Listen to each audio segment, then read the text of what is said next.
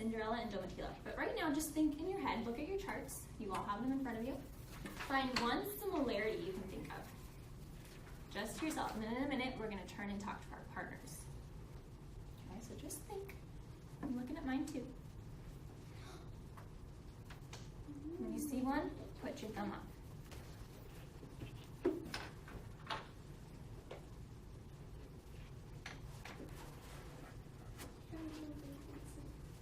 Similarity. So I'm going to find similarity right now.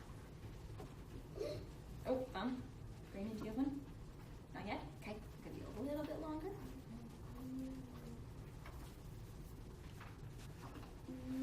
Brandon has one.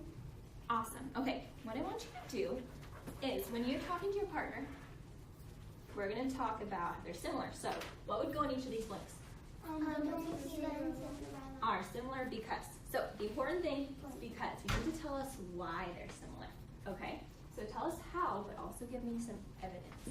So go ahead and turn and talk to your partners and discuss. They're the same. Cinderella and Domitilla are the same. They both have twins and they both have stepsister and stepmother. Oh, and are those stepmothers and stepsisters, are they nice or not Because nice? How do you know they're mean? Because they in Cinderella they were like calling her Ashes, like Ashes. Calling her names? Cinder. Yes. Okay. Emily, can you add on to what Brandon said? How else do you know that they're not nice characters? Because in Domitilla, when the prince was trying to find Domitilla, the evil stepmother was trying to trick him into marrying his daughter. Yeah, and did that happen in both stories? The evil stepmother wanted her daughter to marry the prince, or the main character that's a boy? Yeah. Nice. Okay, good. Okay, and let's turn and talk with the whole group. So these two friends over here were talking about how they had the main boy character, Timoteo, and the prince. That was a big part, and they also talked about how the stepmother and stepsister were not kind to Cinderella and Domitilla. What did you two talk about? Same thing? That's it? Okay, okay. I want to see really quick though. Let's read right here. I'm going to read a little part of Cinderella. Yay. Then Cinderella's fairy godmother said, "Look in the garden behind the watering pot. I imagine there might be a few lizards that would make excellent footmen." And so, with the touch of the magic wand, the lizards became footmen and took their place on the carriage. What type of story element is this, Brandon? Magic. Magic. Okay, so now since Cinderella has magic, does Domitilla have magic? No. So would we consider this a similarity or a difference? A difference. Okay. The reason it's a difference because the fairy godmother compare Brandon and me. Because I would be like bigger and you would be like smaller. Oh my gosh, so Emily, Brandon, stand up really quick. She's like, I like this. She's comparing this to her own life right now. She's saying you could compare and contrast her and Brandon, find differences. So what is one difference you could find between these friends? Jalen? That Brandon is smaller. He's smaller. He's a little taller. Okay. Brandon, can you add on to that? What's another difference? Caleb? He's Caleb. Brandon. Caleb. What's another difference between Brandon and Emily? Brandon had like blonde hair. And Emily has. Yeah. Okay. So Emily, I like what you just did there. You're showing that you can compare and contrast really anything. But in this story, I just read a part in Cinderella about magic. So I want you to turn and talk to your partners. We're talking about a difference now. Blank and blank are different because, okay? Cinderella and Domitilla are different because they have different because they have different countries and they have different settings. They have different settings and countries. Did you find another difference in this? We just talked about magic in one book. Is there magic in another story? No. So what can you say in a sentence? Domitilla and Cinderella are different. Because one's magical. yes, can you add on to that? How is Cinderella magical and how is Domitilla not? Because the fairy godmother helped Cinderella get to the ball. And what did she use to do her magic? The wand. The wand. And in Domitilla, did they have any magic like that? The next day, the wolf knocked on the little pig's door and said, "Yesterday, while I was walking to the fair, a great round thing came rumbling and tumbling down at me. It frightened me quite out of my wits." The little pig laughed.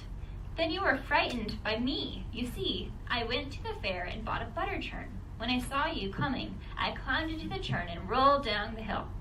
This made the wolf so angry that he said he would come down the chimney and eat up the pig. Then he got a ladder and climbed up on the roof. Make a prediction. What is going to happen next?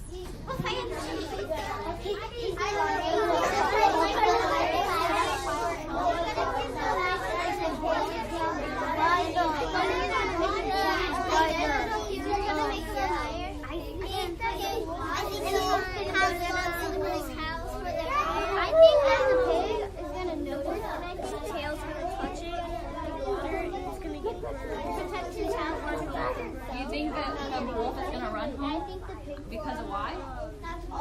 actually like tackle because he's going to stop. Okay, so he's going to walk down the chimney and get burned and run home. Good prediction. So you find out, what do you think? Do you agree with Brandon? Do you agree with him? No, what do you think is going to happen? That you're going to make it that they're going to make fire. Okay. And then the wolf pig is and he's going to jump out. He's going to jump out of the chimney because he got burned. I like it. I like it. She wanted to read Predictions. I want Brandon. Can you tell us what you thought was going to happen? The wolf is. I predict that.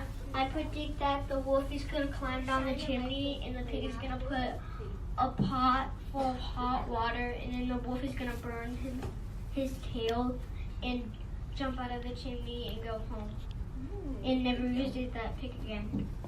Okay, so you think he's going to get burned and run away home. Does anyone have something similar to what Brandon said? Anyone have a different prediction?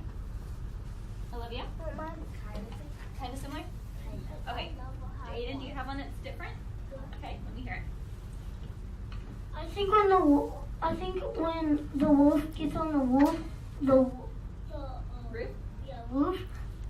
the pig is gonna make like a cage around the chimney? the chimney, and then he's gonna put like something to like. Okay, so you think he's going to trick him again? Oh yeah, Good. fire or something. Okay, well let's read on. We have a couple more pages to see. I bet the pig was on. So, he got on the ladder and climbed up on the roof. Meanwhile, the little pig built a big fire in the fireplace. Oh, I like it, I like it. He hung a huge pot of water over the fire. Brandon, so far you're correct. Before long, the water was boiling and bubbling. The wolf came down the chimney and fell right into the pot. Then the little pig put the cover on and made a delicious stew, which he had for supper that very night. And of course, he lived happily ever after. So, what happened in the end of the story? Raise your hand. Aiden, what happened in the end? I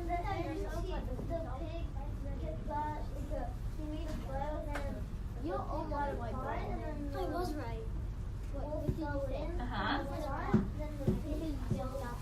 Oh my gosh. So Brandon, did the wolf run home?